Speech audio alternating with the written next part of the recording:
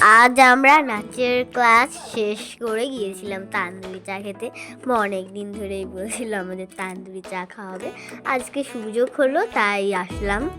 এখানে অনেক রকমের চা ছিল, তবে আমরা তান্দুরি চা খাওয়ার জন্যই এসেছিলাম।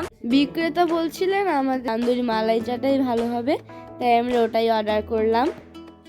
চা খেতে এসেছি, কিন্তু চা কীভাবে বানায় তা দেখার লোভ সামলাতে পারছিলাম না, তাই ছুটে গেলাম চা বানানো দেখতে।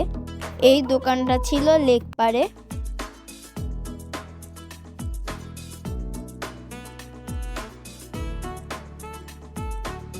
এখানে অনেকগুলো মাটির ভাঁড় পিরামিডের মতো সাজানো ছিল।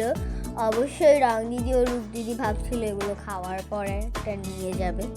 শেষে আমাদের অপেক্ষার অবসান ঘটিয়ে এই চা আমাদের সামনে চলে এসেছে। এই চায়ের মালাই তো একদম উপচে উপচে পড়ছিল।